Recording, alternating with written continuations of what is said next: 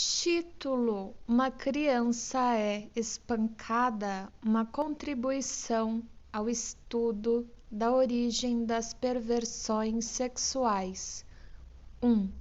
É surpreendente a frequência com que as pessoas procuram um tratamento analítico para a histeria ou uma neurose obsessiva. Confessam haver-se abandonado a fantasia, abre aspas, uma criança é espancada, fecha aspas. É muito provável que haja exemplos ainda mais frequentes em um número muito maior de pessoas que não foram obrigadas a procurar análise por causa de uma doença manifesta. A fantasia tem sentimentos de prazer relacionados com ela e por causa deles o paciente reproduziu-a em inumeráveis ocasiões no passado, ou pode até mesmo ainda continuar a fazê-lo no clímax da situação imaginária. Há quase invariavelmente uma satisfação masturbatória realizada, em outras palavras, nos órgãos genitais. De início, isso acontece voluntariamente, mas depois ocorre contra a vontade do paciente, com as características de uma obsessão. É somente com hesitação que essa fantasia é confessada. O seu primeiro aparecimento é recordado com incerteza. O tratamento analítico do problema encontra inequívoca resistência. A vergonha e o sentimento de culpa são talvez mais intensamente provocados em relação a essa fantasia do que quando são feitos relatos semelhantes de lembranças do início da vida sexual. Eventualmente, torna-se possível estabelecer que as primeiras fantasias dessa natureza foram nutridas muito cedo, certamente antes da idade escolar e jamais depois do 5º ou do 6º ano de vida. Quando a criança estava na escola e via outras crianças sendo espancadas pelo professor, essa experiência, se as fantasias estavam então dormentes, despertava-se de novo, ou se ainda estavam presentes, reforçava-as e modificava-lhes perceptivelmente o conteúdo. A partir dessa ocasião, era um número indefinido de crianças que estavam sendo espancadas. A influência da escola era tão clara que os pacientes em questão ficaram inicialmente tentados a atribuir as suas fantasias de espancamento exclusivamente a essas impressões da vida escolar que tinham data posterior à do 6º ano de idade, mas nunca lhes foi possível manter essa posição. As fantasias já existiam antes disso, embora nas séries mais adiantadas da escola não mais se batesse nas crianças. A influência dessas ocasiões era substituída e mais do que substituída pelos efeitos da leitura, e a importância destes em breve seria sentida. No milieu dos pacientes era quase sempre os mesmos livros cujo conteúdo dava um novo estímulo às fantasias de espancamento, aqueles acessíveis aos jovens, tais como os que eram conhecidos como Bibliotheken Rose ou Rose, a cabana do pai Tomás, etc. A criança começava a competir com essas obras de ficção, produzindo as suas próprias fantasias e construindo uma riqueza de situações e instituições nas quais as crianças eram espancadas ou eram punidas e disciplinadas de qualquer outra forma por suas traquinagens e seu mau comportamento. Essa fantasia, uma criança é espancada, era invariavelmente catequizada com um alto grau de prazer e tinha sua descarga num ato de agradável satisfação autoerótica. Poder-se-ia esperar, portanto, que a visão de outra criança sendo espancada na escola fosse também uma fonte de prazer semelhante. Na realidade, porém, isto jamais acontecia. A experiência das cenas reais de espancamento na escola produzia na criança que as testemunhava um sentimento peculiarmente excitado que era provavelmente de caráter misto e no qual a repugnância tinha larga parcela. Em alguns poucos casos, a experiência real das cenas de espancamento era sentida como algo intolerável. Ademais, era sempre uma condição das fantasias mais sofisticadas dos anos posteriores que o castigo não causasse à criança qualquer dano mais sério.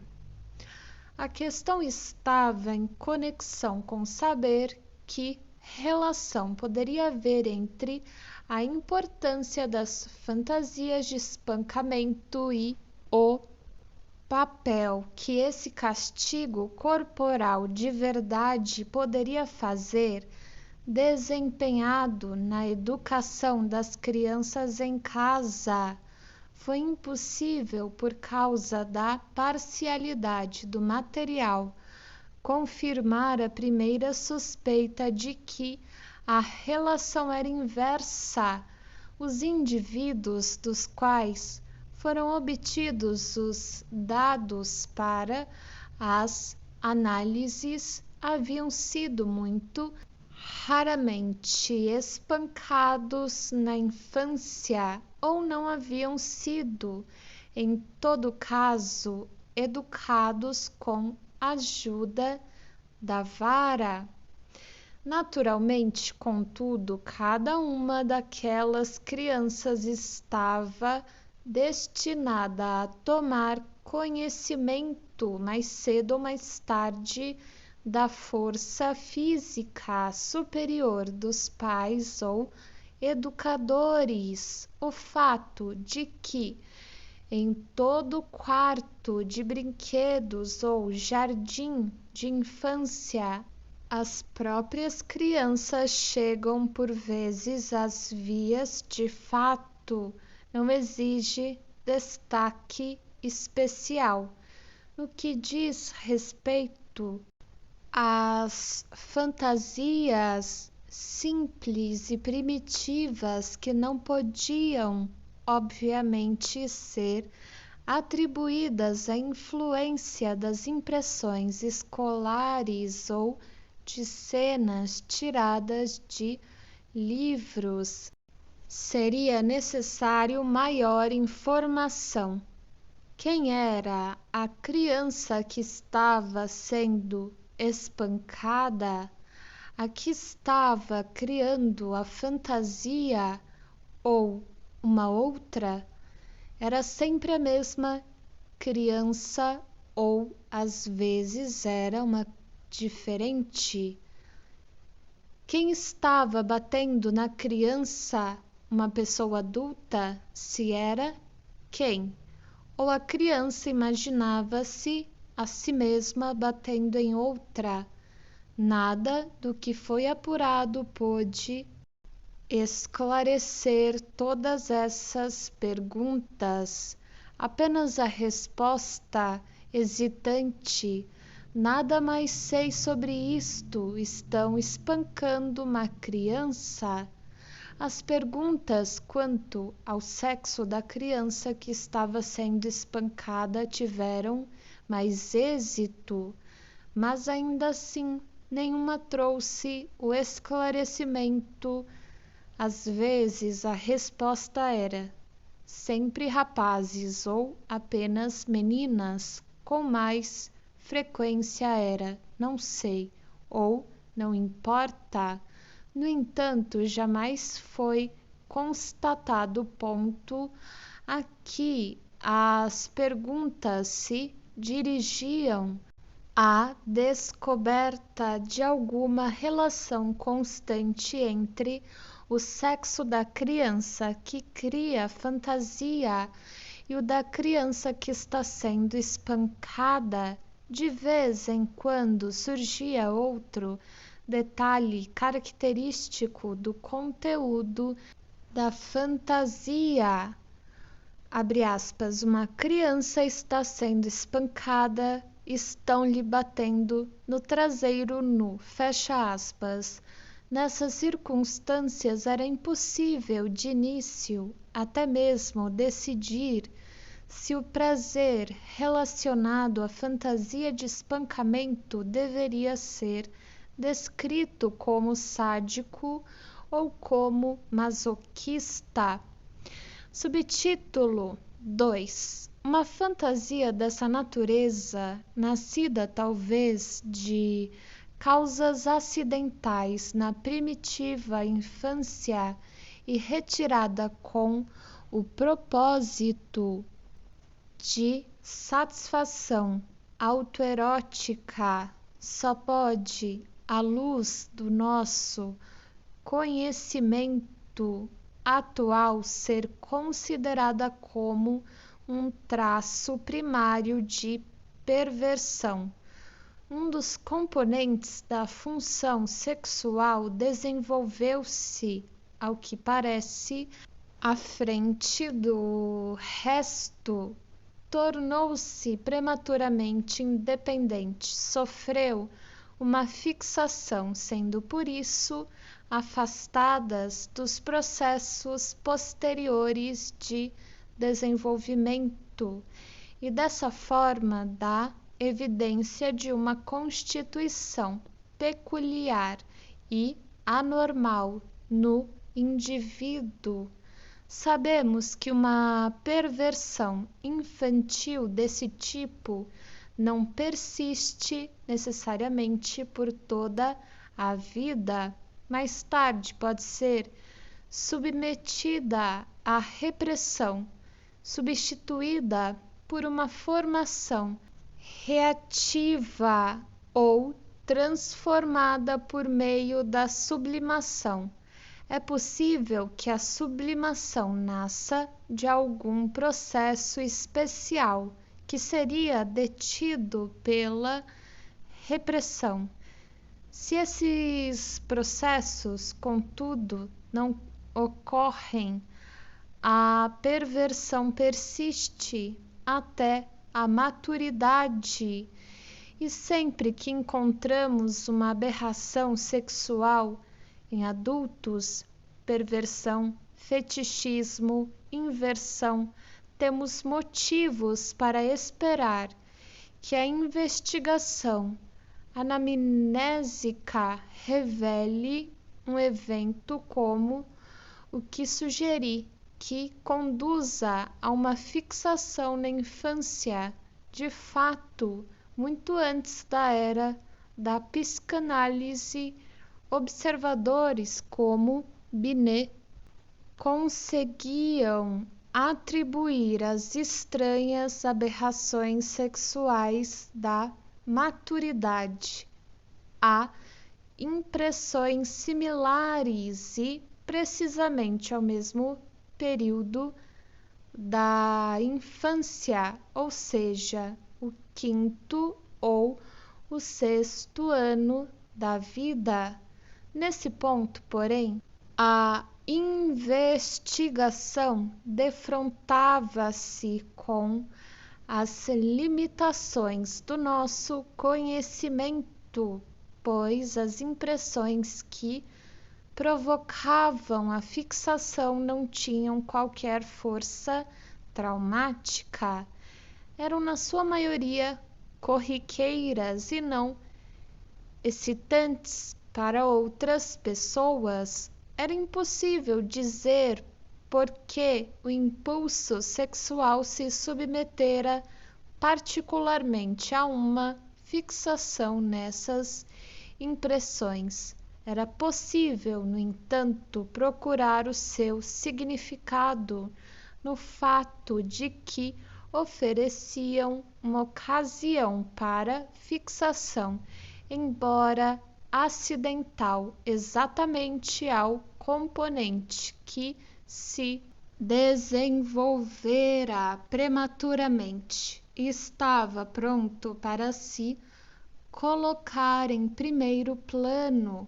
Em todo caso, tínhamos de estar preparados para chegar a um fim provisório, num ponto ou noutro, ao traçar a sequência da conexão causal, e a constituição congenital parecia corresponder exatamente ao que se exigia para uma parada dessa natureza.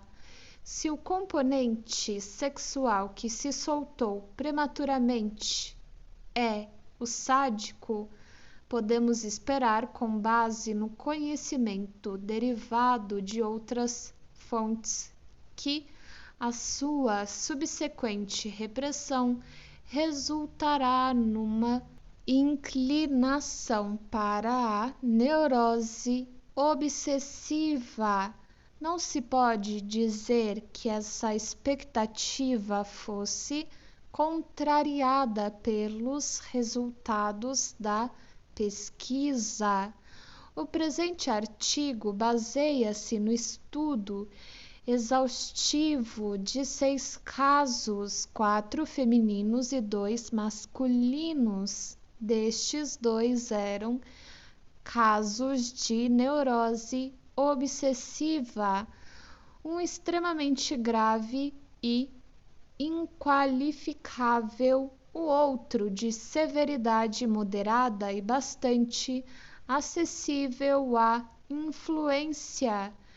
Havia um terceiro caso que, de qualquer maneira, exibia claramente traços individuais marcados de neurose obsessiva. O quarto caso, temos que admitir, era de franca histeria, com dores e inibições. E o quinto paciente que chegou à análise simplesmente por causa de indecisão na vida, não teria absolutamente sido classificado pelo diagnóstico clínico comum, ou teria sido rejeitado como psicastênico.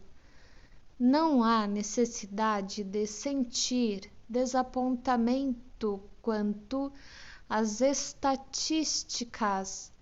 Em primeiro lugar, sabemos que nem toda tendência se desenvolve necessariamente para um distúrbio. Em segundo lugar, devemos nos contentar em explicar os fatos que estão diante de nós e devíamos, via de regra, evitar a tarefa de esclarecer algo que não ocorreu.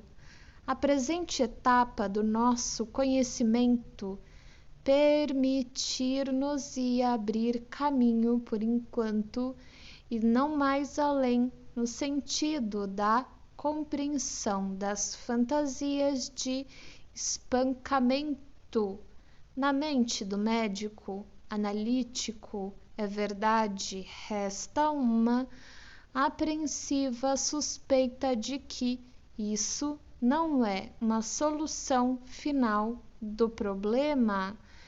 Ele é obrigado a admitir para si próprio que, em grande medida, essas fantasias subsistem a parte do resto do conteúdo de uma neurose e não encontram lugar adequado na sua estrutura, mas impressões dessa espécie, conforme sei por experiência própria, são apenas postas de lado muito prontamente.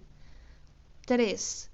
Rigorosamente considerado, e por que não deveria essa questão ser considerada com todo rigor? O trabalho analítico só merece ser reconhecido como psicanálise quando consegue remover a amnésia que oculta do adulto o seu conhecimento da infância desde o início, isto é, desde um período aproximadamente entre o segundo e o quinto ano de vida.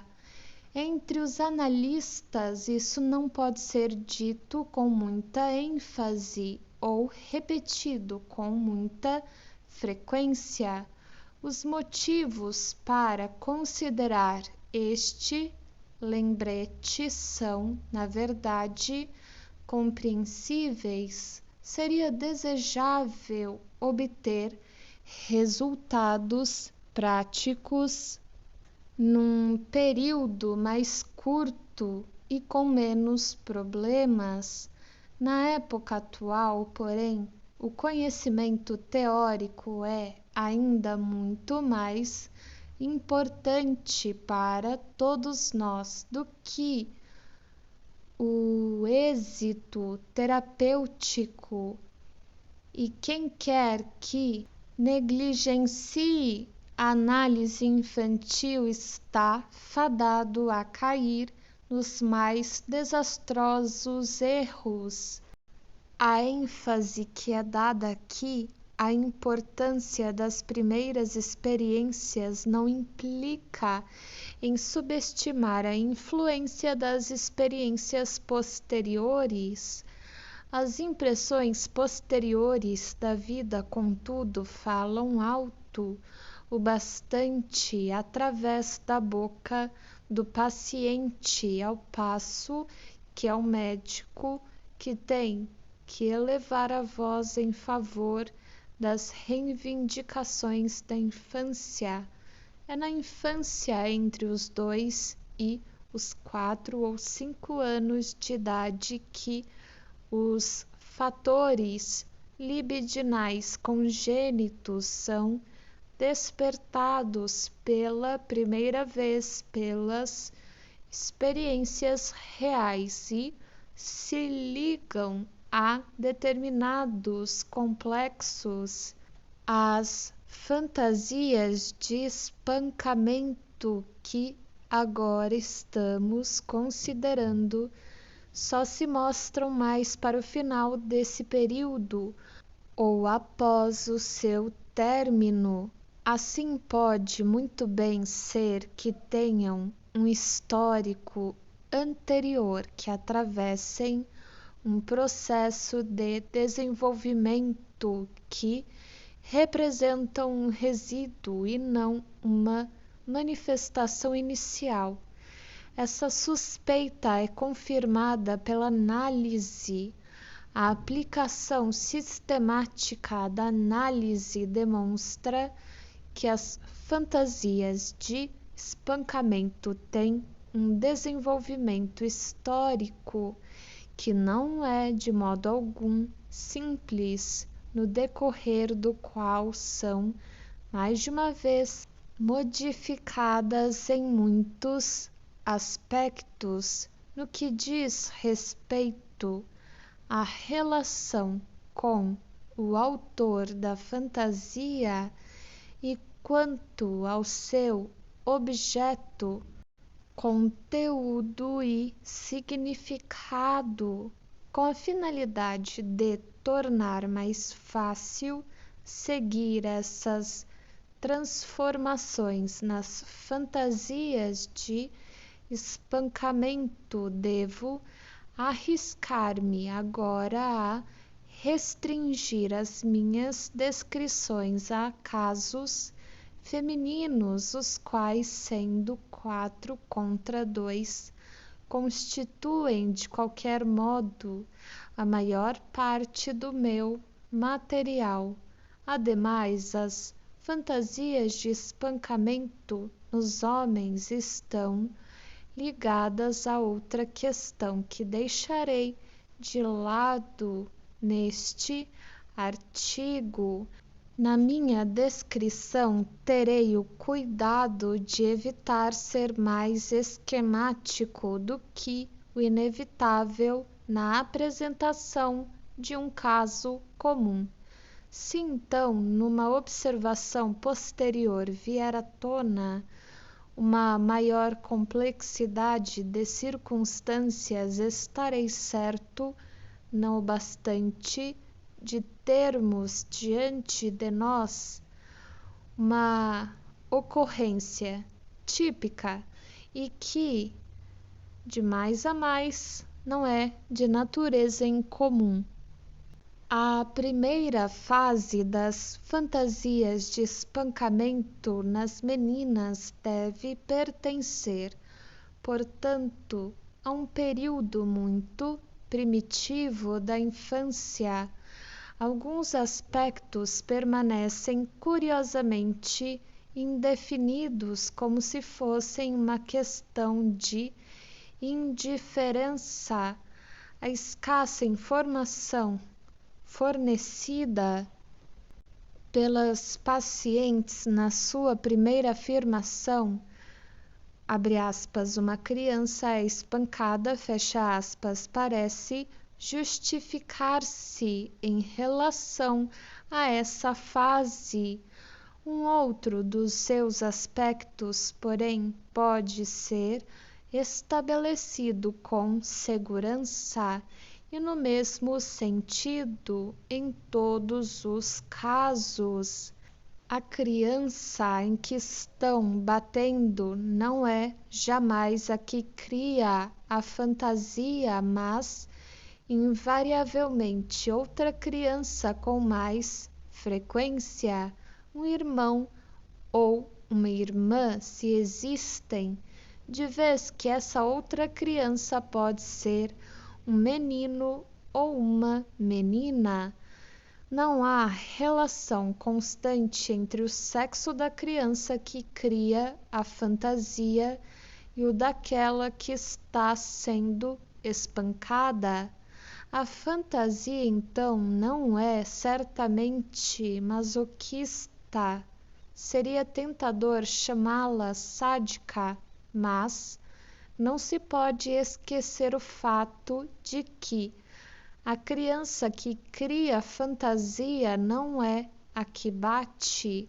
A identidade real da pessoa que bate permanece obscura inicialmente só se pode estabelecer o seguinte: não é uma criança, mas um adulto. Mais tarde, esse adulto indeterminado torna-se clara e inequivocamente reconhecível como o pai da menina.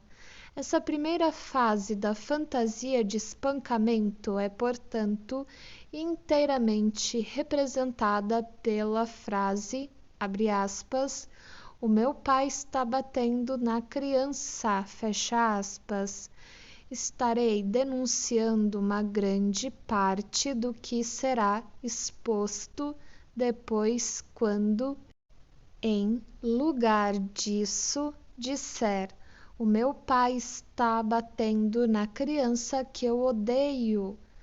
Pode-se, ademais, hesitar em dizer se as características de fantasia podem ainda assim ser atribuídas a esse primeiro passo no sentido de uma posterior fantasia de espancamento. É talvez antes uma questão de recordações de eventos que foram testemunhados ou de desejos que despertam em várias ocasiões.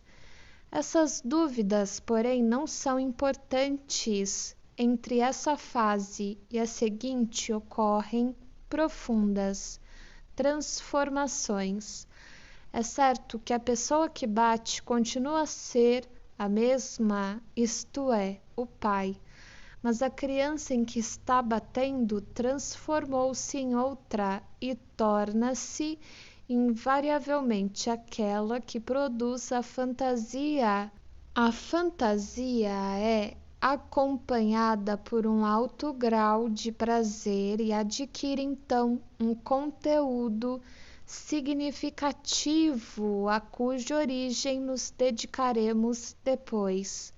Agora, portanto, as palavras seriam, abre aspas, estou sendo espancada pelo meu pai, fecha aspas, o que é de um caráter inequivocamente masoquista. Essa segunda fase é a mais importante e a mais significativa de todas. Pode-se dizer, porém, que, num certo sentido, jamais teve existência real, nunca é lembrada, jamais conseguiu tornar-se consciente. É uma construção da análise, mas nem por isso é menos uma necessidade. A terceira fase assemelha-se uma vez mais à primeira, tem as palavras que se nos tornaram familiares por meio da afirmação do paciente. A pessoa que bate nunca é o pai, mas sim ou é deixada indeterminada tal como na primeira fase ou se transforma de maneira característica num substituto do pai, tal como um professor. A figura da criança que cria fantasia não mais aparece nesta. Em resposta às prementes perguntas, as pacientes declaram apenas: provavelmente estou olhando. Em vez de uma criança sendo espancada, há agora, via de regra, várias crianças presentes. Com maior frequência são meninos que estão sendo espancados na fantasia das meninas, mas nenhum deles é pessoalmente conhecido pela pessoa. A situação do espancamento, que originalmente era simples e monótona, pode passar por alterações e elaborações as mais complicadas, castigos e humilhações de outra natureza podem substituir o próprio espancamento. A característica essencial que distingue mesmo a mais simples fantasia dessa fase daquelas da primeira e que estabelece a ligação com a fase intermediária é, contudo, a seguinte: a fantasia liga-se agora a uma forte e inequívoca excitação sexual, proporcionando assim um meio para a satisfação masturbadora. É precisamente isto, porém, que é desconcertante. Por que caminho a fantasia de meninos estranhos e desconhecidos sendo espancados? Uma fantasia que nessa altura tornou-se sádica, impôs-se a posse permanente das tendências libidinais da menina? Não podemos ocultar de nós mesmos o fato de que as inter-relações e a sequência das 3 fases da fantasia de espancamento, bem como todas as suas outras peculiaridades, permaneceram até aqui bastante ininteligíveis. Subtítulo 4. Se a análise é levada até o período primitivo ao qual se referem as fantasias de espancamento e do qual são recordadas, ela nos mostra a criança envolvida nas agitações do seu complexo parental.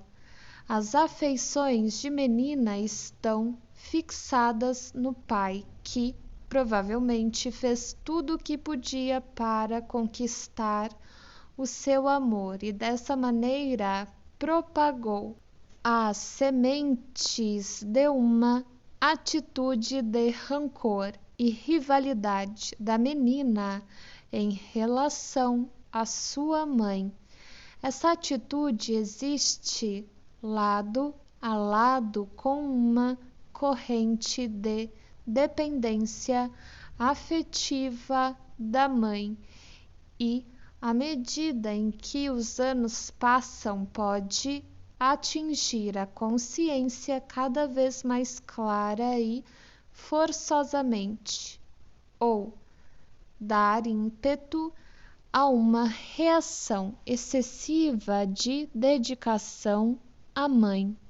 Não é, porém, com a relação entre a menina e a mãe que a fantasia de espancamento está ligada a outras crianças à volta, apenas alguns anos mais velhas ou mais novas, de quem não gosta por toda espécie de motivos, mas principalmente porque o amor dos pais tem de ser compartilhado com elas, que, ademais, por essa razão, são repelidas com toda a energia selvagem característica da vida emocional nessa idade.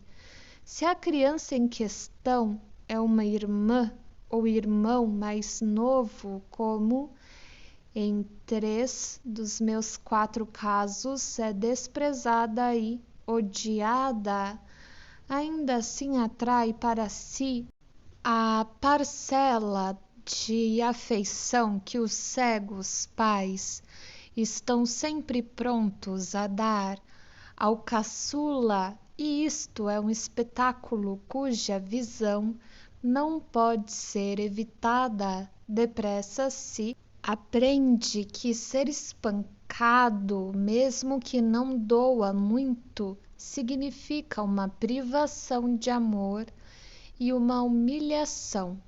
E muitas crianças que se acreditavam seguramente entronadas na inabalável afeição dos pais, foram de um só golpe derrubadas de todos os céus da sua onipotência imaginária. A ideia de o pai batendo nessa odiosa criança é, portanto, agradável, independente de ter sido realmente visto agindo assim.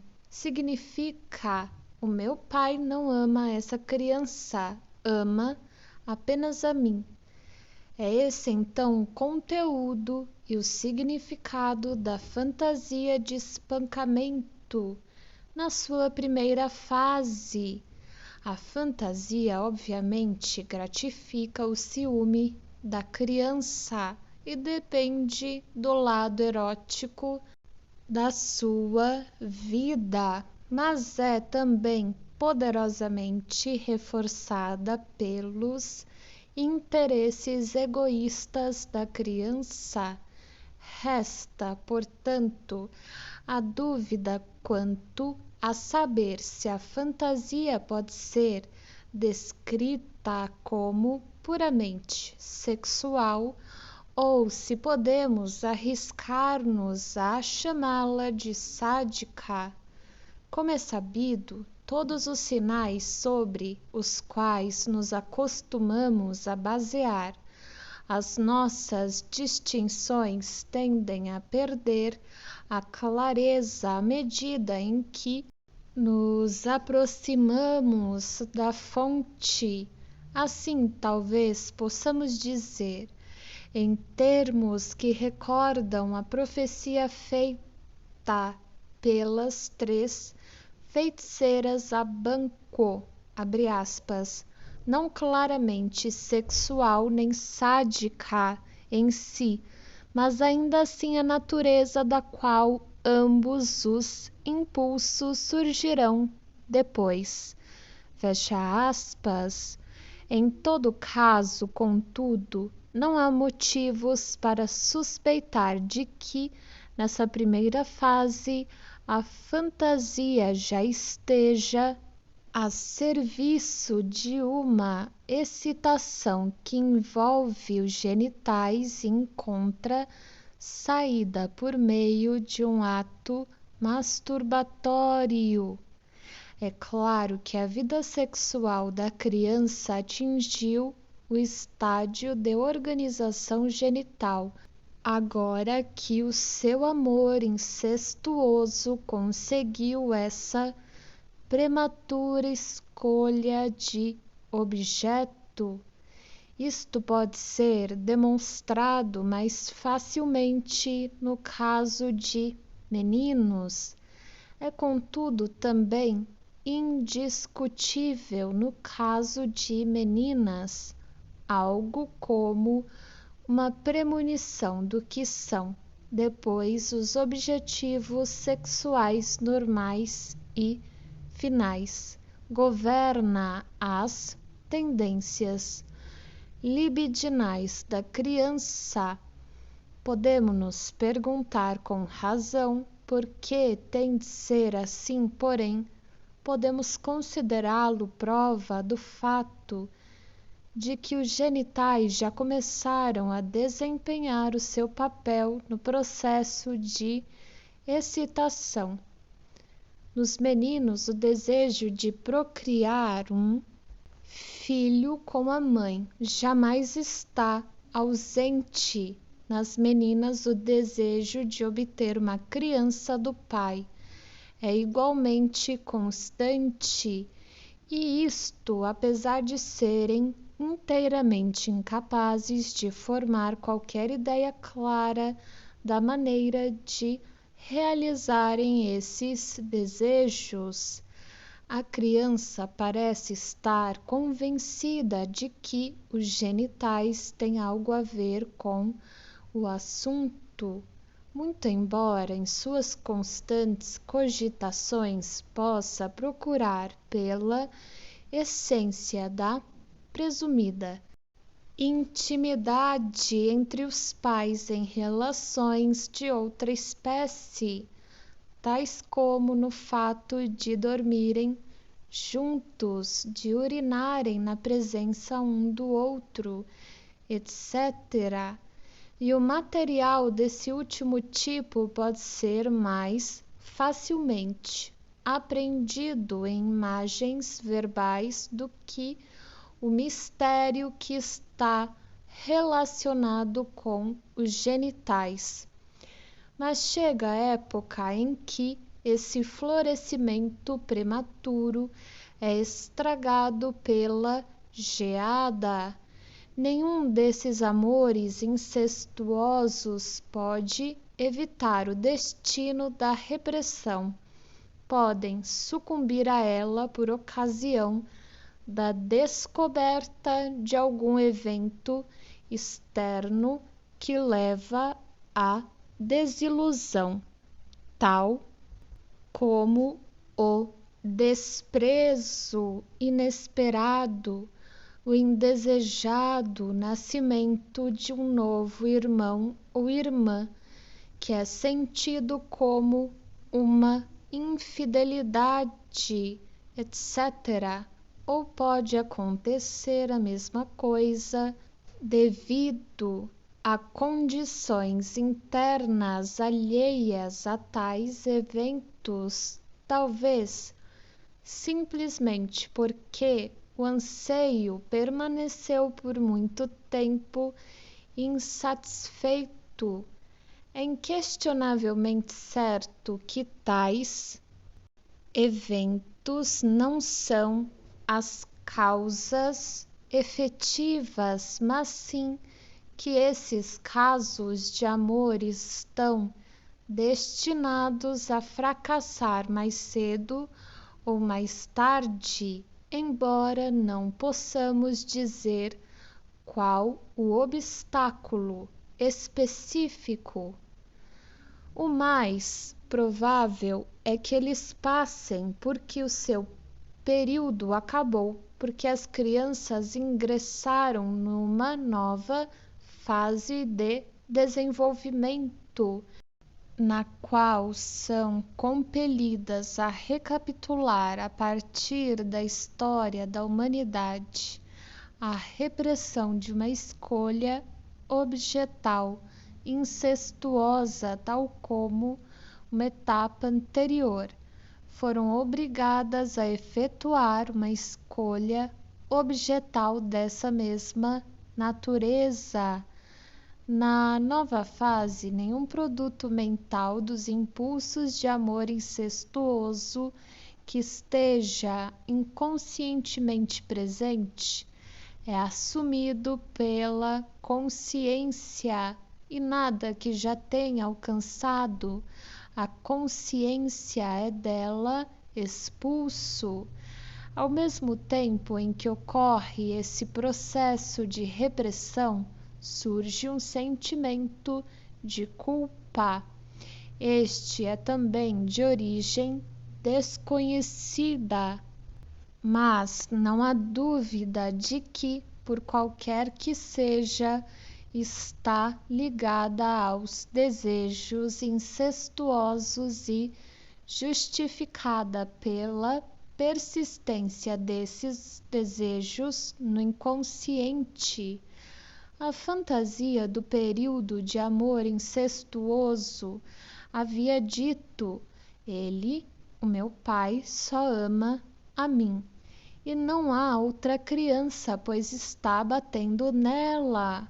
O sentimento de culpa não pode descobrir um castigo mais severo do que a inversão desse triunfo. Não, ele não ama você, pois está batendo em você. Desse modo, a fantasia da segunda fase, a de ser espancada pelo pai, é uma expressão direta do sentimento de culpa da menina, ao qual seu amor pelo pai sucumbiu agora. A fantasia, portanto, tornou-se masoquista. Até onde sei, é sempre assim. Um sentimento de culpa é invariavelmente o fator que converte o sadismo em masoquismo.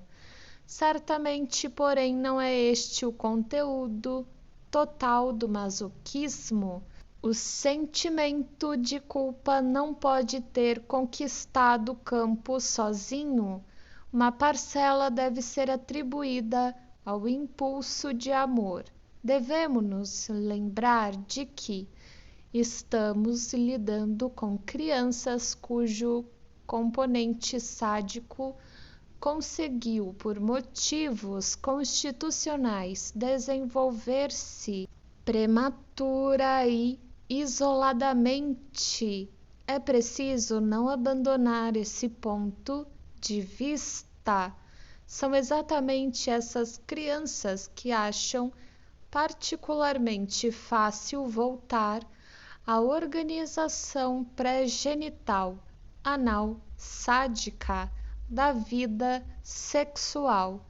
Se a organização genital, que mal conseguiu firmar-se, defronta-se com repressão, a consequência não é apenas a de que toda representação psíquica do amor incestuoso se torna inconsciente ou permanece inconsciente, mas existem também outro resultado, um rebaixamento regressivo da própria organização genital para um nível mais baixo, abre aspas.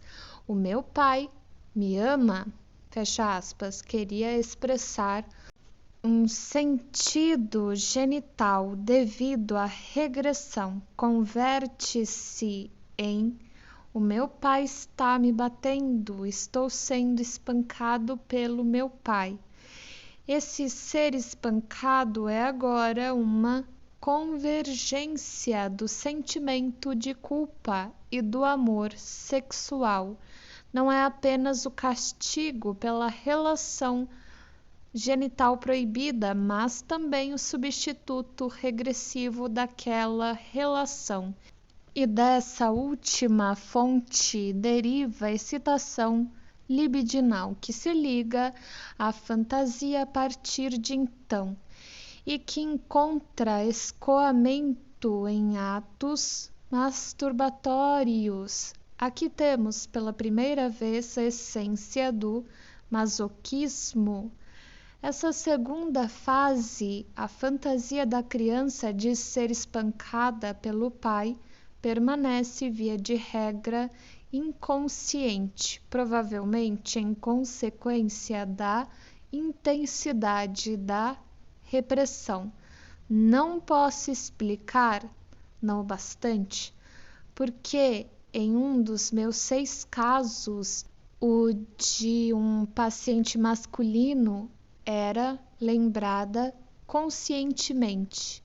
Esse homem preservara claramente na memória o fato de que costumava empregar a ideia de ser espancado pela mãe com a finalidade de masturbação, embora logo tenha substituído a própria mãe pelas mães dos colegas ou outras mulheres que de alguma forma se assemelhavam a ela. Não nos devemos esquecer de que, quando a fantasia incestuosa de um menino se converte na fantasia masoquista correspondente, ocorreu uma inversão a mais do que no caso de uma menina, ou seja, a substituição da atividade pela passividade. Esse grau adicional de distorção pode salvar a fantasia de ter que permanecer inconsciente em consequência da repressão. Dessa maneira, o sentimento de culpa seria satisfeito pela regressão, em vez de o ser pela repressão. Nos casos femininos, o sentimento de culpa em si, talvez mais preciso, só podia ser apaziguado por uma combinação das duas.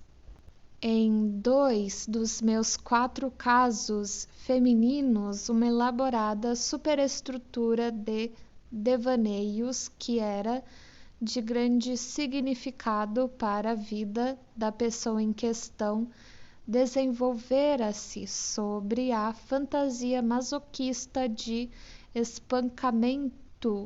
A função dessa superestrutura era tornar possível um sentimento de excitação satisfeita, mesmo que houvesse abstenção do ato masturbatório.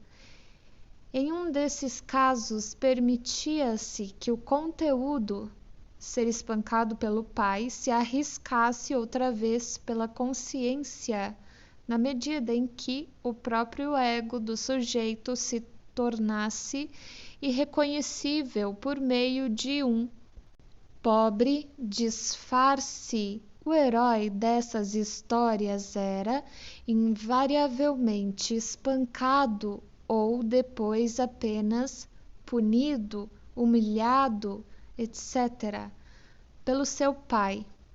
Repito, no entanto, que a fantasia, via de regra, permanece inconsciente, só pode ser reconstruída no decorrer da análise. Esse fato talvez justifique os pacientes que dizem lembrar-se de que, para eles, a masturbação surgiu antes da terceira fase da fantasia de espancamento, o que será discutido adiante, e que essa fase era apenas uma adição posterior, feita talvez sob a impressão das cenas na escola. Toda vez que dei crédito a essas afirmações, senti-me inclinado a presumir que a masturbação estava inicialmente sob o domínio das fantasias inconscientes e que as conscientes só as substituíram depois. Considero a fantasia de espancamento na sua terceira fase, que é a mais familiar, e é a sua forma final, um substituto desse tipo. Aqui, a criança que cria a fantasia aparece quase como um espectador, ao passo que o pai persiste sob a forma de um professor ou qualquer outra autoridade. A fantasia, que então se assemelha à da primeira fase, parece haver se tornado uma vez mais sádica. É como que se na frase "o meu pai está batendo na criança, ele só ama a mim", a ênfase tenha se deslocado para a primeira parte, depois que a segunda sofreu repressão. Contudo, apenas a forma dessa fantasia sádica, a satisfação que deriva, assumiu a catexia libidinal na porção reprimida e, ao mesmo tempo, o sentimento de culpa que está ligado ao conteúdo daquela porção. Todas as crianças não específicas que estão sendo espancadas pelo professor, afinal de contas, nada mais são do que substitutos da própria criança. Também, pela primeira vez, encontramos aqui algo como uma constância do sexo nas pessoas que desempenham um papel na fantasia. As crianças que estão sendo espancadas são quase invariavelmente meninos, tanto nas fantasias destes quanto nas das meninas. Essa característica não deve ser naturalmente explicada por qualquer rivalidade entre os sexos, como se nas fantasias dos meninos devessem as meninas serem espancadas. E nada tem a ver com o sexo da criança que era odiada na primeira fase. No entanto, tal característica assinala uma complicação no caso das meninas. Quando elas se afastam do amor incestuoso pelo pai com o seu significado genital, abandonam com facilidade o papel feminino, põem em atividade o seu complexo de masculinidade. Van Ophuijsen, 1917. E a partir de então querem apenas ser meninos. Por esse motivo, os bodes expiatórios que as representam são também meninos. Em ambos os casos de devaneio, um dos quais quase me elevou ao nível de uma obra de arte, os heróis eram sempre rapazes. Na verdade, as mulheres não costumavam absolutamente surgir nessas criações e só fizeram a primeira aparição depois de muitos anos e ainda assim em papéis de menor importância. Subtítulo 5. Espero haver exposto as minhas observações analíticas com detalhes suficientes e gostaria apenas de acrescentar que os 6 casos que mencionei com tanta frequência não esgotam o meu material, como outros analistas. Tenho à minha disposição um número muito maior de casos que foram menos completamente pesquisados. Essas observações podem ser utilizadas em vários sentidos para esclarecimento da gênese das perversões em geral e do masoquismo em particular, e para avaliar o papel desempenhado pela diferença de sexo na dinâmica da neurose. O resultado mais óbvio de tal discussão é a sua aplicação à origem das perversões. O ponto de vista que trouxe para primeiro plano a esse respeito, o reforço constitucional ou o crescimento prematuro de um único componente sexual, na verdade, não está abalado, mas verifica-se que não abrange toda a verdade. A perversão não mais é um fato isolado na vida sexual da criança, mas encontra o seu lugar entre os processos típicos, para não dizer normais, de desenvolvimento que nos são familiares. É levada a uma relação com o objeto de amor incestuoso da criança com o seu complexo de Édipo. Destaca-se de início na esfera desse complexo e depois que o complexo sucumbiu, permanece quase sempre por si como herdeiro da carga de libido daquele complexo, oprimido pelo sentimento de culpa ligado a ele. A constituição sexual anormal finalmente mostrou a sua força, impondo ao complexo de Édipo uma determinada direção e compelindo-o a deixar para trás um resíduo incomum. Uma perversão na infância, como é sabido, pode tornar-se-á base para a construção de uma perversão que tenha um sentido similar e que persista por toda a vida, uma perversão que consuma toda a vida sexual do sujeito. Por outro lado, a perversão pode ser interrompida e permanecer ao fundo de um desenvolvimento sexual normal, do qual, no entanto, continua a retirar uma determinada quantidade de energia.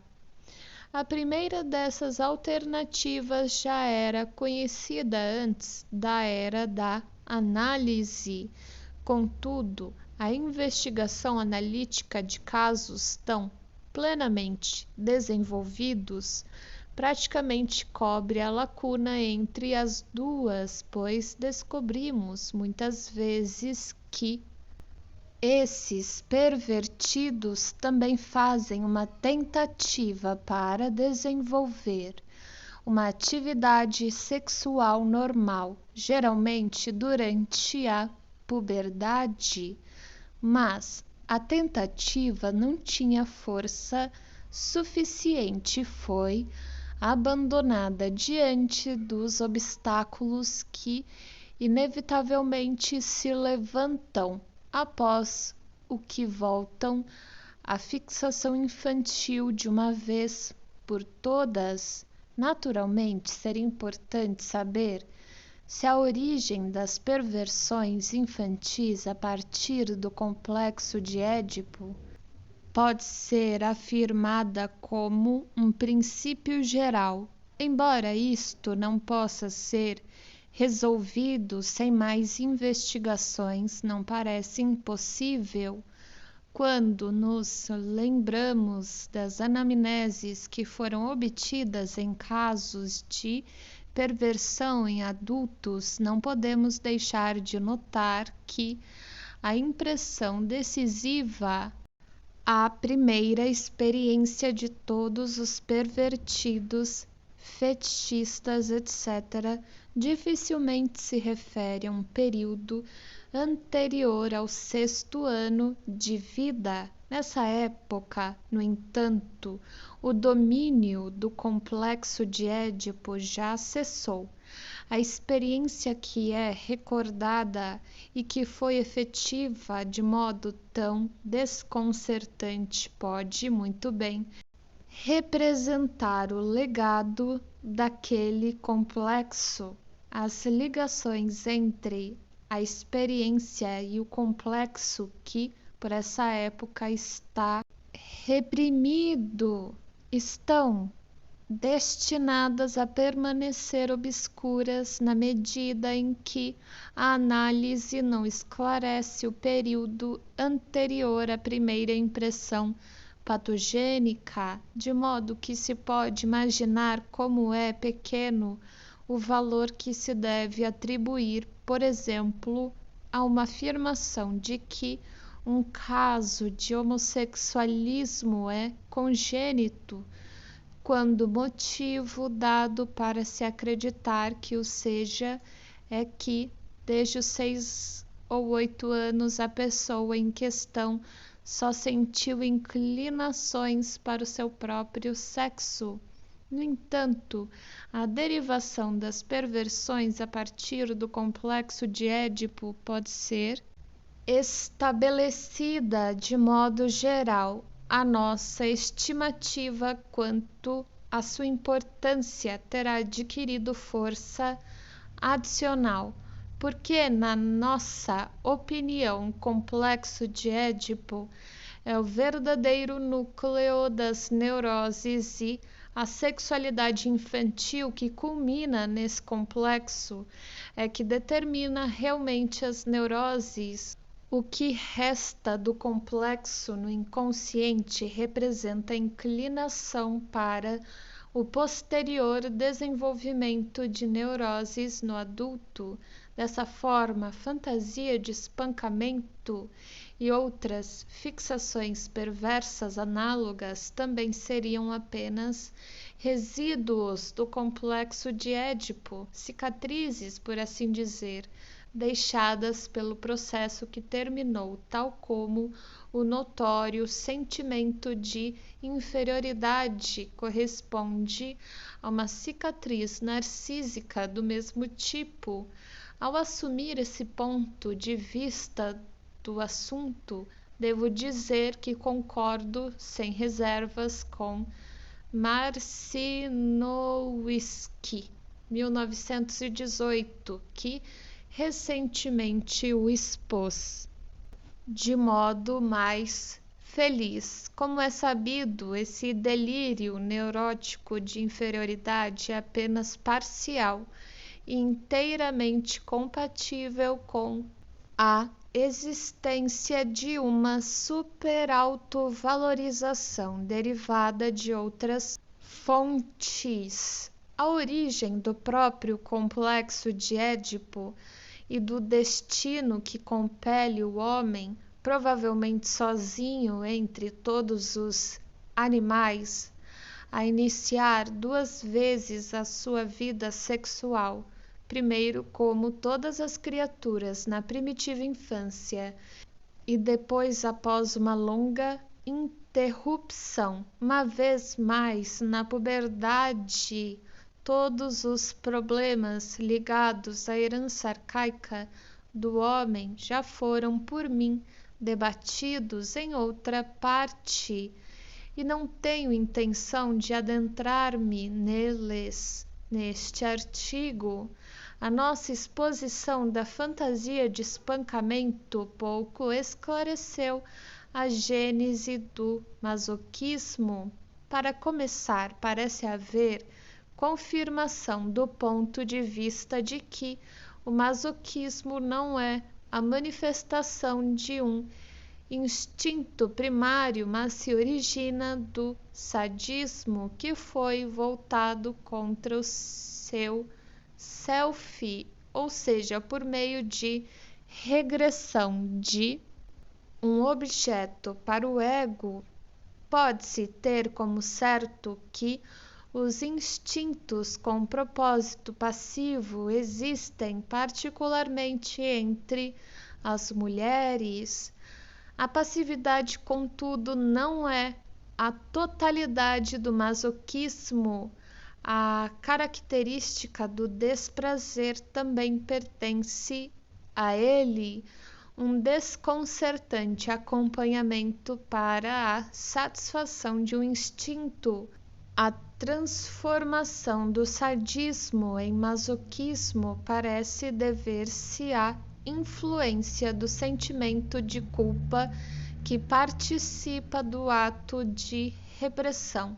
Assim, a repressão opera aqui de 3 modos: torna inconscientes as consequências da organização genital, obriga essa organização a regredir ao anterior estádio sádico anal e transforma o sadismo desse estádio em masoquismo, que é passivo e, novamente, num certo sentido, narcísico. O segundo desses 3 efeitos torna-se possível pela fraqueza da organização genital, que deve ser pressuposta em tais casos. O terceiro torna-se necessário porque o sentimento de culpa faz tantas objeções ao sadismo como a escolha objetal incestuosa genitalmente concebida. Mais uma vez, a análise não nos fornece a origem do próprio sentimento de culpa. Parece ser trazido pela nova fase em que a criança ingressa e, se persiste depois, parece corresponder a uma formação semelhante a uma cicatriz, como a do sentimento de inferioridade De acordo com a nossa orientação atual na estrutura do ego, que ainda é incerta, deveríamos atribuí-lo à instância mental que se instala como uma consequência crítica sobre o resto do ego que produz o fenômeno funcional de Silberberg, 1910, nos sonhos e que se desprende do ego nos delírios de observação. Também podemos notar de passagem que a análise da perversão infantil tratada aqui é igualmente de grande ajuda na solução de um velho enigma que, na verdade, sempre perturbou aqueles que não aceitaram a psicanálise mais do que aceitaram os próprios analistas, isto ainda que recentemente até mesmo Breuer, 1913, tenha considerado importante e inexplicável o fato de que os neuróticos fazem da masturbação um ponto central do seu sentimento de culpa. Há muito presumimos que esse sentimento de culpa se relaciona com a masturbação da primitiva infância e não com a da puberdade, e que, no essencial, deve-se ligá-lo não com o ato da masturbação, mas sim com a fantasia que, embora inconsciente, está na sua raiz, ou seja, com o complexo de Édipo. No que diz respeito à terceira fase da fantasia de espancamento, aparentemente sádica, já expus o significado que ela adquire como veículo da excitação que impele a masturbação e demonstrei como desperta atividades da imaginação que, por um lado, prosseguem a fantasia ao longo da mesma linha e, por outro, a neutralizam através da compensação. Não obstante, a segunda fase, a fase inconsciente masoquista, é incomparavelmente a mais importante, não apenas porque continua a operar através da instância da fase que toma o seu lugar. Podemos também detectar efeitos sobre o caráter derivados diretamente da sua forma inconsciente. Pessoas que abrigam fantasias dessa espécie desenvolvem uma sensibilidade e uma irritabilidade especial contra quem quer que possam incluir na categoria de pai. São facilmente ofendidas por uma pessoa assim e, desse modo, para sua própria tristeza, efetuam a realização da situação imaginada de serem espancadas pelo pai. Não me surpreenderia se algum dia fosse possível provar que a mesma fantasia é a base do delirante espírito litigioso da paranoia. Subtítulo 6. Teria sido impossível dar uma visão clara das fantasias infantis de espancamento se não me houvesse limitado, exceto em uma ou duas relações, à situação feminina. Recapitularei rapidamente as minhas conclusões.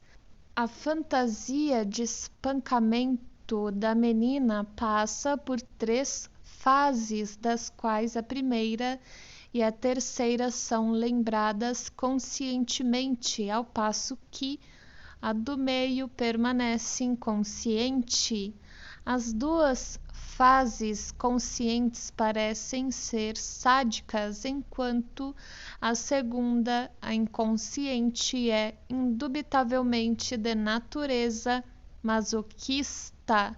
Seu conteúdo consiste em ser a criança espancada pelo pai e faz-se acompanhar de uma carga libidinal e de um sentimento de culpa.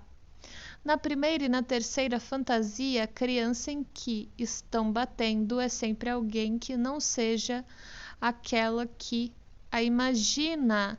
Na fase intermediária, é sempre a própria criança. Na terceira fase, são quase sempre meninos que estão sendo espancados. A pessoa que bate é, a partir da primeira, o pai, substituído depois por alguém escolhido na categoria parental.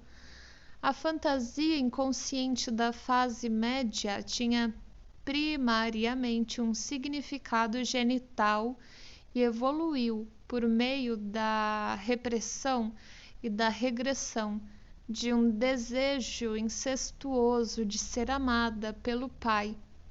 Um outro fato, ainda que pareça não ter ligação mais estreita com o resto, é que entre a segunda e a terceira fase as meninas mudam de sexo, pois nas fantasias da última fase transformam-se em meninos.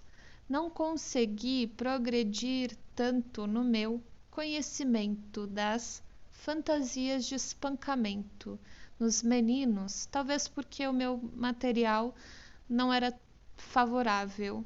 Esperava naturalmente encontrar uma analogia completa entre a situação no caso dos meninos e no das meninas, em que a mãe toma o lugar do pai na fantasia. Essa expectativa parecia confirmar-se, pois o conteúdo da fantasia masculina que seria tomado como correspondente era, na verdade, o de ser espancado pela mãe, ou mais tarde por uma substituta dela. Entretanto, essa fantasia na qual o próprio eu, self, do menino era mantido como a pessoa que estava sendo espancada, diferia da segunda fase das meninas, porque conseguia tornar-se consciente. Se por causa disso tentarmos, no entanto, traçar um paralelo entre ela e a terceira fase da fantasia feminina, encontraremos uma nova diferença, pois a figura do próprio menino não é substituída por um número de crianças desconhecidas e indeterminadas, menos ainda por uma série de meninas. Portanto, era enganosa a expectativa de haver um paralelo completo. Os meus casos masculinos com uma fantasia infantil de espancamento eram apenas uns poucos pacientes que não exibiam qualquer outro dano grave nas atividades sexuais. Incluíam também um grande número de pessoas que teriam que ser descritas como autênticos masoquistas, no sentido de serem pervertidos sexuais, ou eram pessoas que obtinham satisfação sexual exclusivamente pela masturbação, acompanhada de fantasias masoquistas, ou eram pessoas que haviam conseguido combinar o masoquismo com a sua atividade genital, de tal modo que, paralelamente às experiências masoquistas e sob condições semelhantes, conseguiram chegar à ereção e ejaculação ou levar a cabo uma relação normal. Além desses, havia o caso mais raro em que um masoquista é perturbado nas suas atividades pervertidas pelo aparecimento de ideias obsessivas de intensidade insuportável. Entretanto, os pervertidos que conseguem obter satisfação raramente têm ocasião de procurar analista No que diz respeito, porém, às 3 categorias de masoquistas que foram mencionadas, pode haver fortes motivos para induzi-los a ir a um analista. O masturbador masoquista descobre que é absolutamente impotente se afinal tenta manter relações com uma mulher. E o homem que sempre efetuou a relação com o auxílio de uma ideia ou uma proeza masoquista faz, de repente, a descoberta de que a aliança que era tão conveniente para ele não mais funciona, de que seus órgãos genitais deixaram de reagir ao estímulo masoquista. Estamos acostumados a prometer confiantemente a recuperação aos pacientes psiquicamente impotentes que nos procuram para tratamento, mas deveríamos ser mais precavidos ao fazer esse prognóstico na medida em que a dinâmica do distúrbio nos é desconhecida. É uma surpresa desagradável se a análise revela que a causa da impotência meramente psíquica é uma atitude tipicamente masoquista, talvez profundamente arraigada desde a infância. No que concerne ao masoquista do sexo masculino, no entanto, uma descoberta nos adverte para não mais seguirmos a analogia entre o caso destes e o das mulheres, mas para julgá-los independentemente.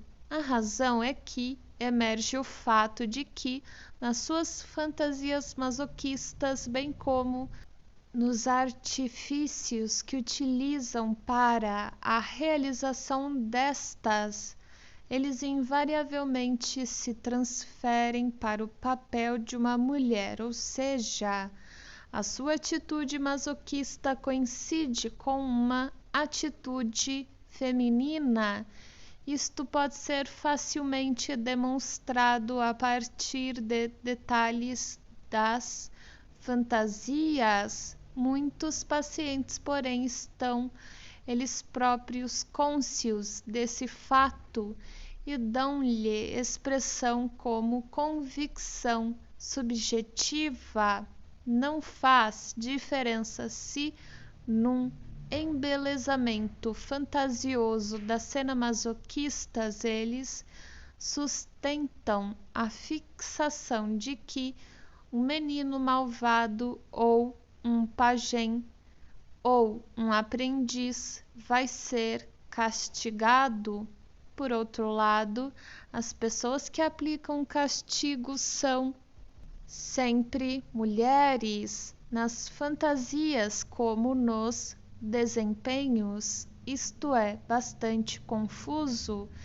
E outra questão que deve ser colocada é saber se essa atitude feminina já forma a base do elemento masoquista na fantasia de espancamento infantil. Deixemos, portanto, de lado as considerações sobre a situação em casos de masoquismo adulto, que é tão difícil de esclarecer, e voltemos à fantasia de espancamento infantil no sexo masculino. A análise dos primeiros anos da infância, uma vez mais, permite-nos fazer uma descoberta surpreendente nesse campo. A fantasia que tem por conteúdo o ser espancado pela mãe, que é consciente ou pode vir a ser consciente, não é uma fantasia primitiva, possui um estádio precedente que é sempre inconsciente e tem por conteúdo o seguinte, abre aspas, estou sendo espancado pelo meu pai, fecha aspas. Esse estágio preliminar corresponde, então, na verdade, à segunda fase da fantasia da menina, a fantasia familiar e consciente. Estou sendo espancado pela minha mãe. Toma o lugar da terceira fase da menina, em que, como já foi mencionado, rapazes desconhecidos estão sendo surrados. Não consegui demonstrar entre os meninos um estágio preliminar de natureza sádica que pudesse ser colocado ao lado da primeira fase da fantasia das meninas, mas não vou expressar uma descrença final na sua existência, pois vejo prontamente a possibilidade de deparar-me com tipos mais complicados na fantasia masculina, como a chamarei sumariamente, e espero sem qualquer risco de ser mal interpretado.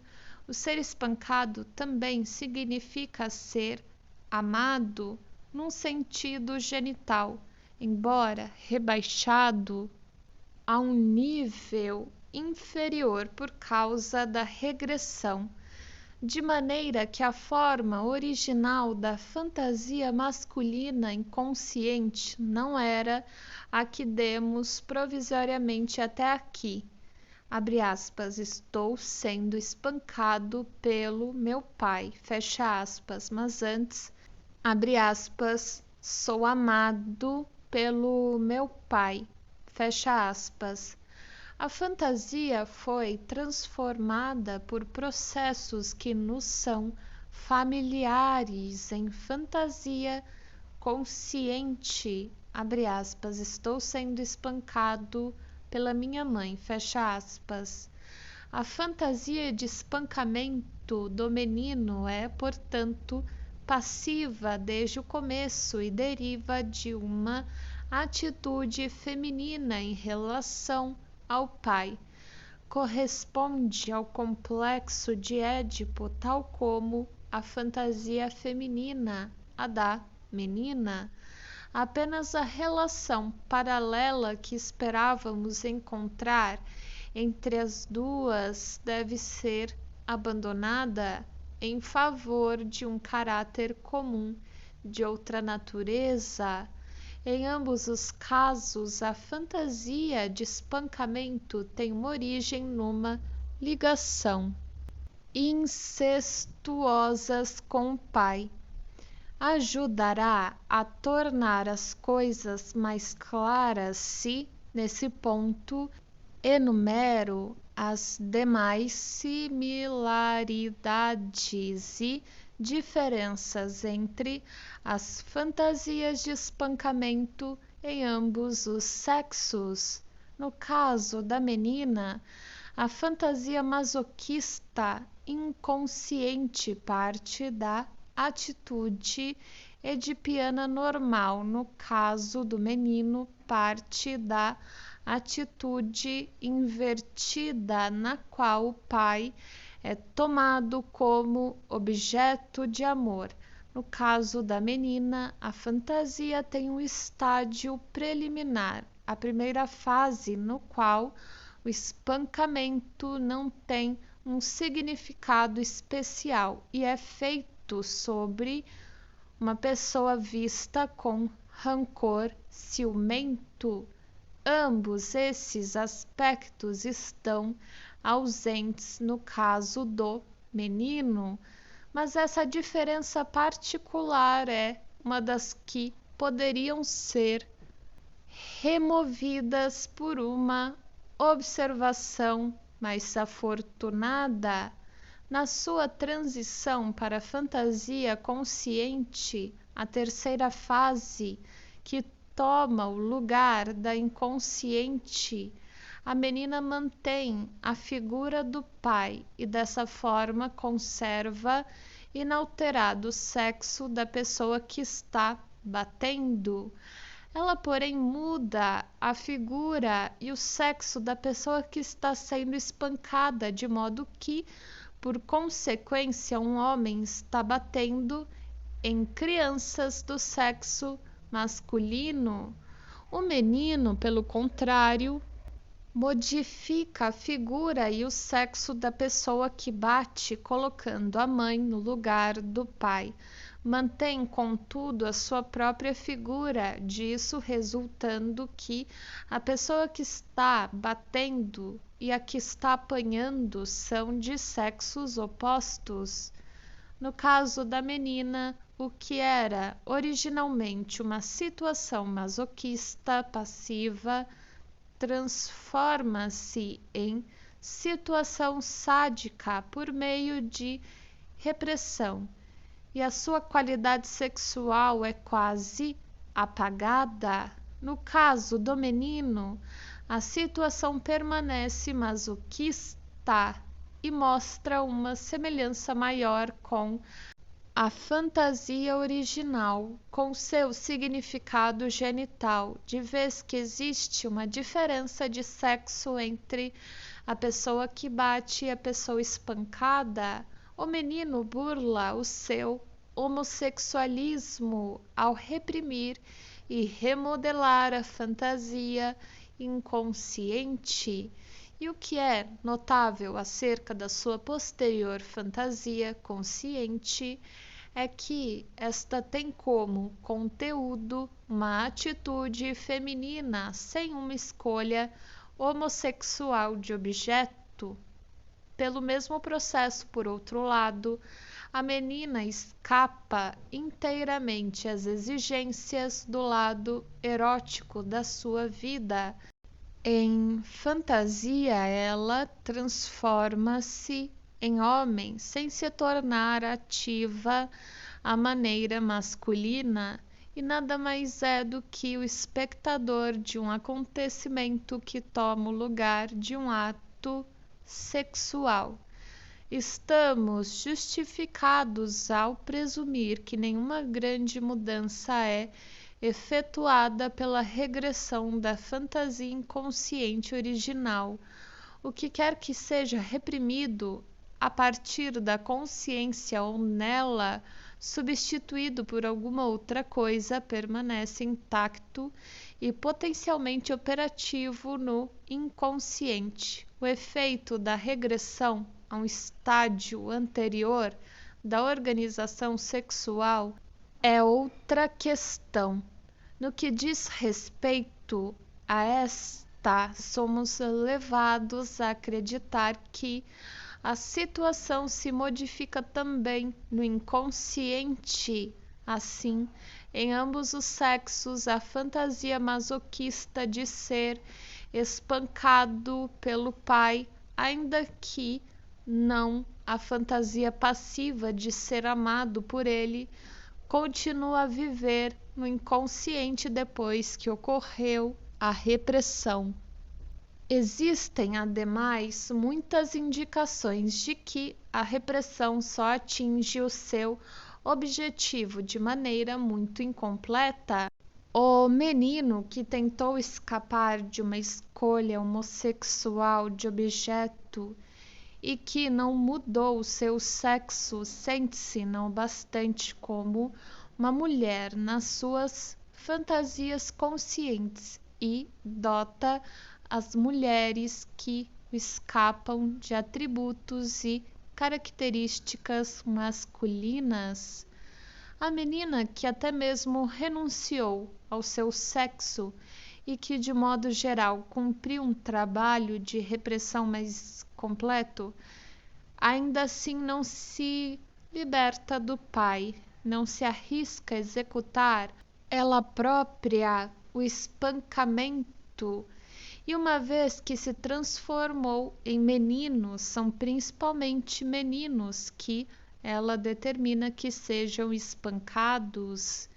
Estou consciente de que as diferenças que descrevi entre os sexos no que diz respeito à natureza da fantasia de espancamento não foram suficientemente esclarecidas, contudo, não tentarei deslindar essas complicações atribuindo a sua dependência a outros fatores, já que não considero exaustivo o material para observação. Pelo que abrange, no entanto, gostaria de utilizá-los para testar duas teorias. Essas teorias opõem-se uma à outra, ainda que ambas tratem da relação entre a repressão e o caráter sexual, e ambas, cada uma de acordo com o seu ponto de vista, a representem como uma relação muito íntima. Posso dizer de imediato que sempre considerei essas teorias incorretas e ilusórias. A primeira dessas teorias é anônima. Foi trazida ao meu conhecimento há alguns anos atrás por um colega com quem na época eu mantinha boas relações. A teoria é, pela sua ousada simplicidade, tão atraente que a única surpresa é que não se tenha imposto na literatura do assunto, exceto por umas poucas alusões esparsas. Baseia-se no fato da constituição bissexual dos seres humanos e afirma que a força motivadora da repressão em cada indivíduo é uma luta entre os dois caracteres sexuais. O sexo dominante da pessoa, aquele que é mais intensamente desenvolvido, reprimiu no inconsciente a representação mental do sexo subordinado. Portanto, o núcleo do inconsciente, quer dizer, o reprimido, é em cada ser humano aquele lado dele que pertence ao sexo oposto. Uma teoria como esta só pode ter um significado inteligível se presumimos que o sexo de uma pessoa seria determinado pela formação dos genitais. De outro modo, não haveria certeza de qual é o sexo mais forte da pessoa e correríamos o risco de chegar com os resultados da pesquisa ao próprio fato que tem que servir como ponto de partida.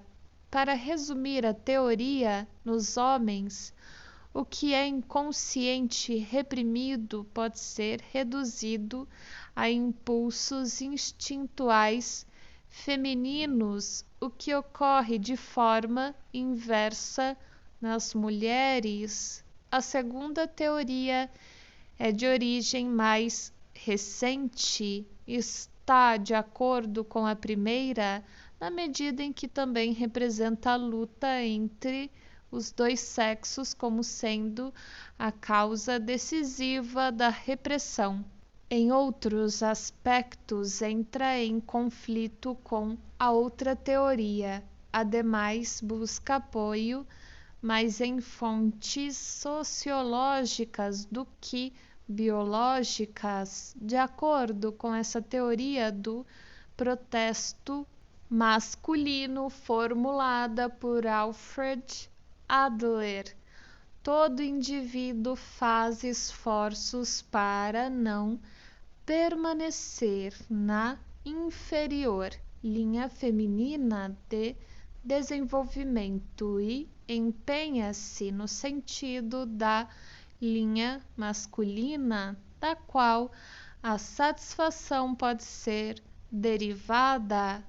Adler torna o protesto masculino responsável por toda a formação, tanto do caráter quanto das neuroses, infelizmente faz tão pouca distinção entre os dois processos que certamente têm que ser mantidos separados e dá tão pouco valor, de um modo geral, ao fato da repressão, que tentar aplicar a repressão à doutrina do protesto masculino é correr o risco de ser mal compreendido. Na minha opinião, tal tentativa só nos levaria a inferir que o protesto masculino, o desejo de romper com a linha feminina, seria em todos os casos a força motivadora da repressão. A função repressora, portanto, seria sempre um impulso instintual masculino e o reprimido seria um impulso feminino.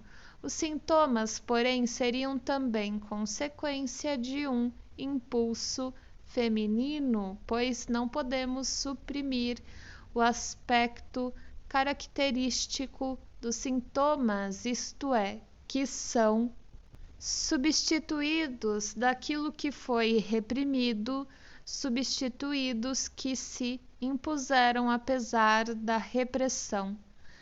Tomemos então essas duas teorias, as quais se pode dizer que têm em comum uma sexualização do processo de repressão, e testemo-las aplicando-as ao exemplo das fantasias de espancamento que estivemos estudando.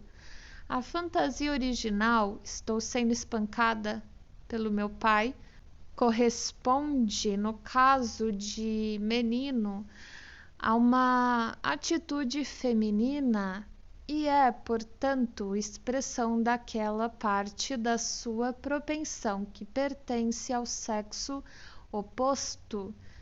Se essa parte dele se submete à repressão, a primeira teoria parece mostrar-se correta, pois essa teoria estabelece como regra que aquilo que pertence ao sexo oposto é idêntico ao reprimido, dificilmente corresponde às nossas expectativas, é verdade? Quando descobrimos que a fantasia consciente que nasce depois que a repressão foi cumprida exibe ainda assim a atitude feminina mais uma vez, embora desta feita dirigida para a mãe, mas não entraremos em problemas tão duvidosos quando toda a questão pode ser resolvida tão rapidamente. Não pode haver dúvidas de que a fantasia original, no caso da menina, estou sendo espancada, isto é, sou amada pelo meu pai, representa uma atitude feminina e corresponde ao seu sexo manifesto e dominante, de acordo com a teoria. Portanto, deveria escapar à repressão e não haveria necessidade de tornar-se inconsciente. Na verdade, porém, torna-se inconsciente e é substituída por uma fantasia consciente que nega o caráter sexual manifesto da menina. A teoria é, portanto, inútil como explicação das fantasias de espancamento e os fatos a contradizem. Poder-se objetar que é precisamente em meninos pouco viris e em meninas pouco femininas que surgiram essas fantasias de espancamento e passaram por essas vicissitudes, ou que seria uma característica de feminilidade no menino e de masculinidade na menina, responsável pela criação de uma fantasia passiva no menino e pela sua repressão na menina. Deveríamos estar propensos a concordar com esse ponto de vista, mas não seria menos impossível defender a suposta relação entre o caráter sexual manifesto e a escolha do que está destinado à repressão. Em último recurso, só podemos verificar que, tanto no homem como na mulher, encontram-se impulsos instintuais masculinos e femininos e que cada igualmente pode muito bem ser submetido à repressão e assim tornar-se inconsciente. A teoria do protesto masculino parece manter muito melhor o seu fundamento ao ser testada em relação às fantasias de espancamento, tanto no caso de meninos como de meninas. A fantasia de espancamento corresponde a uma atitude feminina, isto é, uma atitude na qual o indivíduo se demora na linha feminina e ambos os sexos apressam-se em libertar-se dessa atitude, reprimindo a fantasia.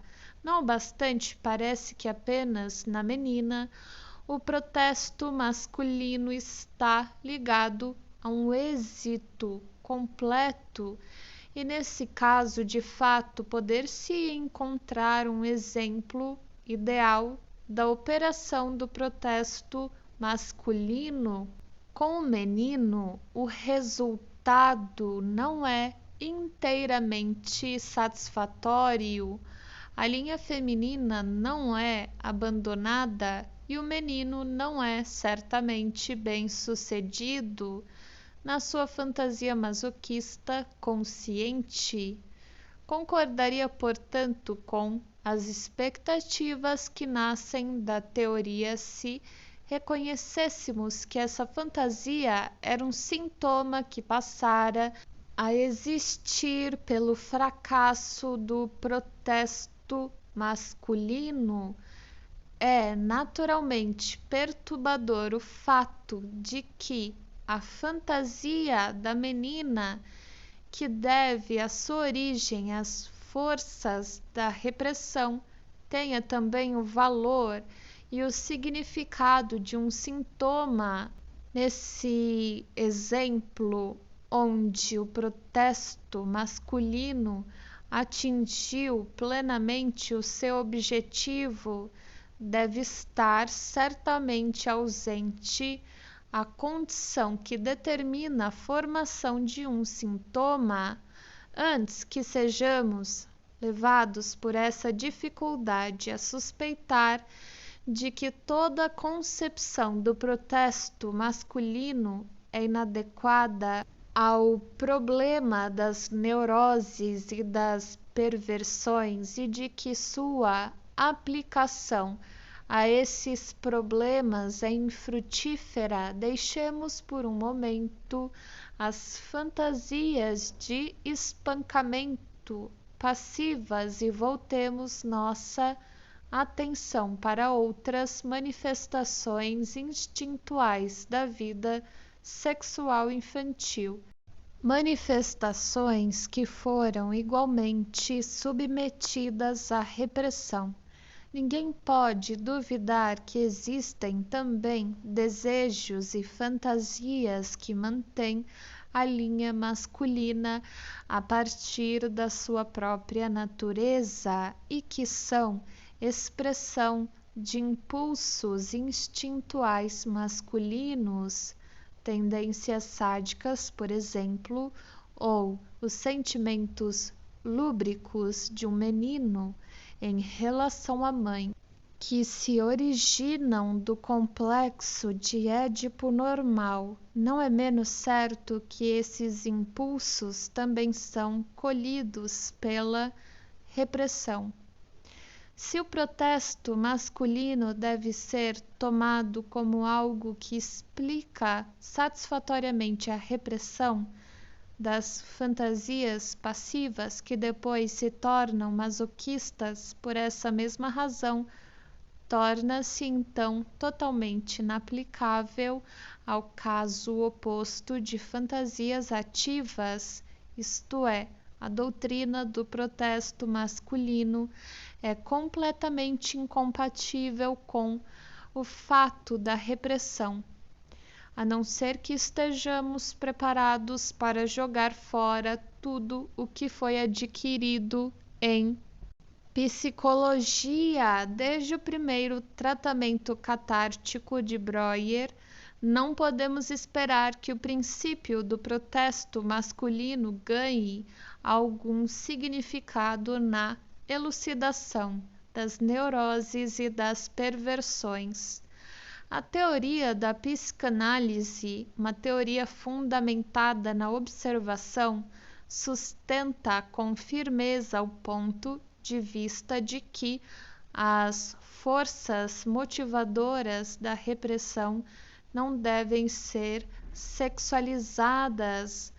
A herança arcaica do homem forma o núcleo da mente inconsciente, e qualquer que seja a parte daquela herança que tenha de ser deixada para trás no avanço para as fases posteriores de desenvolvimento, porque não serve ou é incompatível com o que é novo e lhe é prejudicial, surge uma vítima do processo de repressão.